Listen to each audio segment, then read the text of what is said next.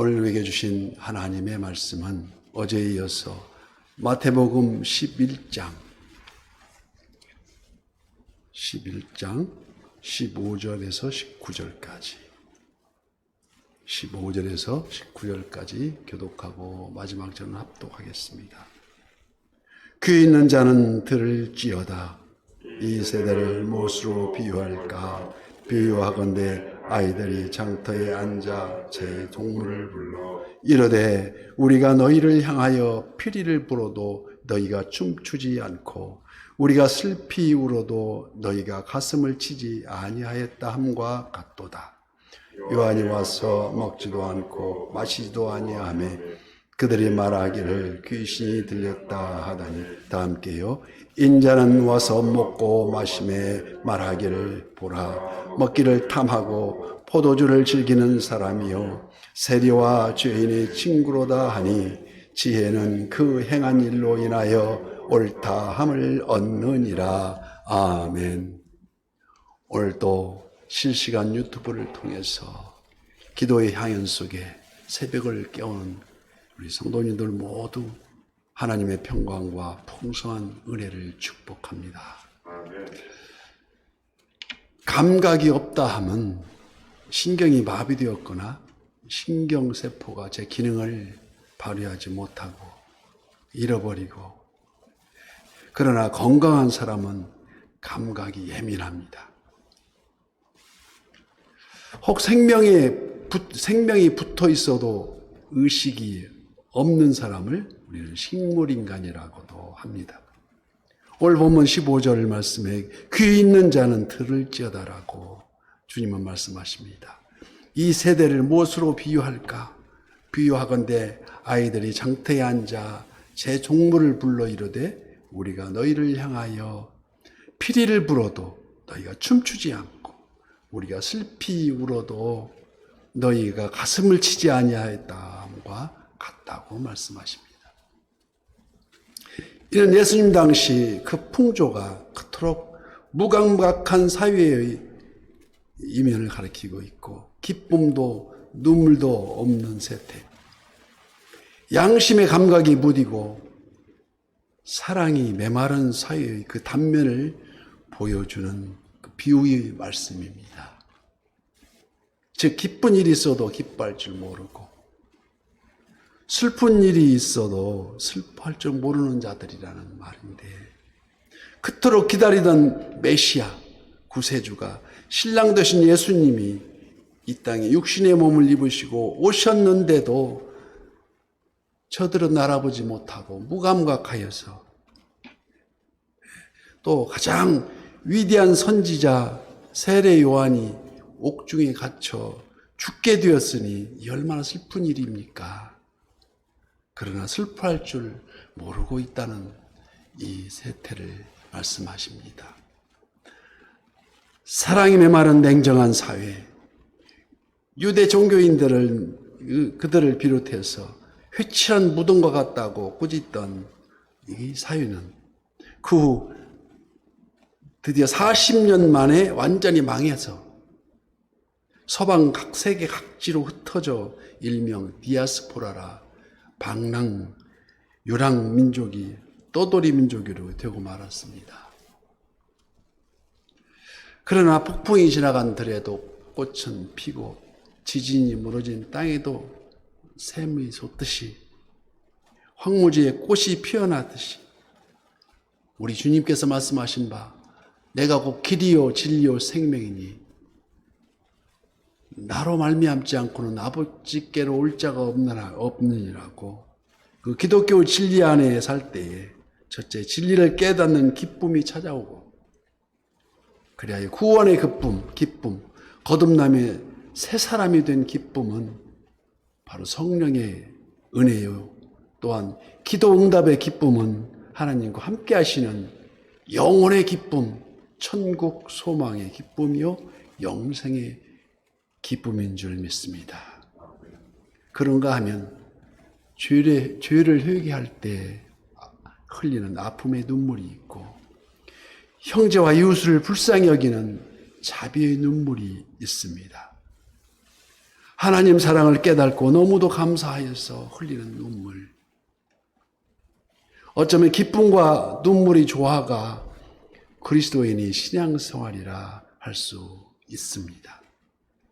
이와는 정반대로 유대 지도자들의 비판을 위한 비판, 미움과 오해가 얼룩져서 남의 허물만 찾으면서 오늘 보면 18절 말씀과 같이 요한이 와서 먹지도 않고 마시지도 아니하매 그들이 말하기를 귀신이 들렸다 하더니 인자가 와서 먹고 마시매 말하기를 보라 먹기를 탐하고 포도주를 즐기는 사람이요 세리와 죄인의 친구로다 하니 지혜는 그 행한 일로 인하여 옳다함을 얻느니라고 주님은 말씀하십니다. 세례 요한이 와서 금식하며 광야에서 메뚜기와 석청으로 주의 길을 예비하니 저를 귀신 들린 사람이라 비판합니다. 보라 먹기를 탐하며 또 예수님이 오셔서 먹고 마시며 죄인들과 어울리시니 보라 먹기를 탐하며 포도주를 즐기는 사람이요 세리와 죄인의 친구라고 비웃습니다. 떠들어댑니다. 사랑과 인정이 메마른 대로 메말른 그래서 회석화되어가는 저들의 의식 속에 올바른 판단을 기대할 수가 없었다는 것입니다. 은혜와 축복을 저버린 결국 무감각한 양심과 마비된 감정은 한 나라를 뿔뿔이 흩어지게 하는 망국을 초래하게 되었습니다. 마치 우리나라 역사와 비슷합니다. 구한말을 아주 무참하게 일본에게 주권을 빼앗겨버린 오늘 한국교회가 세계 선교에 보이지 않는 정신적 공헌을 많이 하고 있는데도 불구하고 한편에서 삐뚤어진 주관으로 바로 보지 못하고 언제부터 우리가 그렇게 여유가 있느냐고 이북 동포들은 굶어 죽어가는데 우리는 지금 뭐 하고 있느냐 하면서 거들먹거리면서 비평하는 자들이 더러 있습니다. 작금에 이르러서 한국 교회가 열방을 향하여 선교에 발버둥하고 있으면 우리 민족에 대한 하나님의 큰 축복이지만 한편으로 분열을 조장하고 있는 그리고 가로막고 있는 일이 있다면 대외적으로 큰 불행이 아닐 수 없습니다. 검은 안경을 낀 사람은 모든 것이 검게 보이듯이 오직 마음의 자세를 바로 하고 복음의 진리 안에서 검은 안경을 벗어버리고 예수님 마음의 안경을 통하여서 형제와 교회와 그리고 선한 이웃을 우리는 바라다 보아야 한다는 것입니다.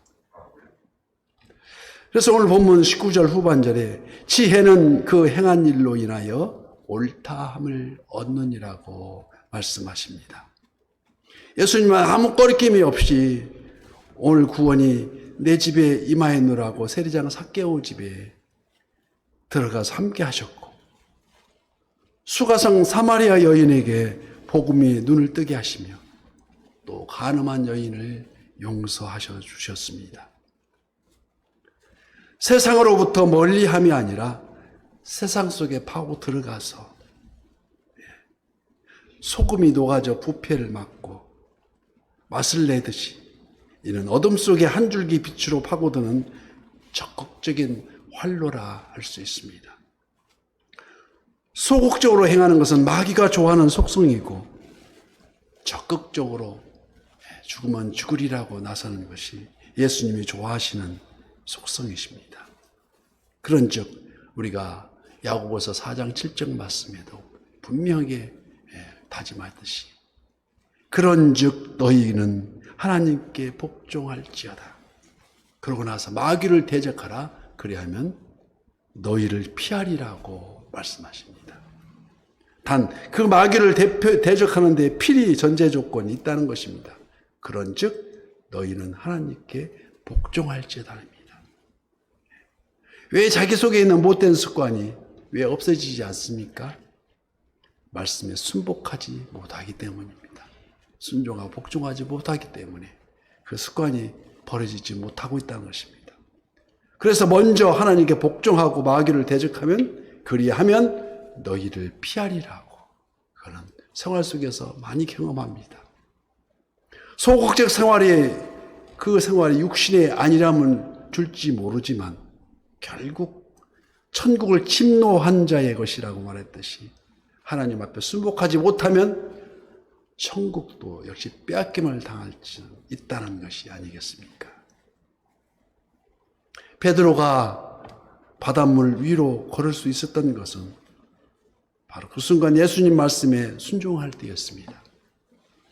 나를 명하여 물 위로 오라 하소서 하고 베드로가 얘기할 때 이에 베드로가 물 위로 걸어서 예수께로 가되 잠깐 불어오는 바람과 발밑에 넘실대는 파도 물결을 바라보고 점점 빠져가고 소리질러 이르되 주여 나를 구원하소서 하고 주님께 외칩니다. 예, 그를 붙잡으며 이르시되 믿음이 작은 자여 어찌하여 나를 의심하느냐. 의심하기 때문에 그렇다는 것입니다. 그래서 혹 우리 눈앞에 염려, 불안, 초조, 절망이 보입니까? 눈을 들어 하늘을 봐야 되고 살아계신 우리 주 하나님을 바라보라는 것입니다. 약한 자를 부르셔서 하늘 뜻을 오늘도 전하고 계십니다. 그래서 출애굽기 14장 13절 말씀과 같이 너희는 두려워하지 말고 가만히 서서 여호와께서 오늘 너희를 위하여 행하시는 구원을 보라 하십니다. 출애굽기 14장 13절 말씀입니다.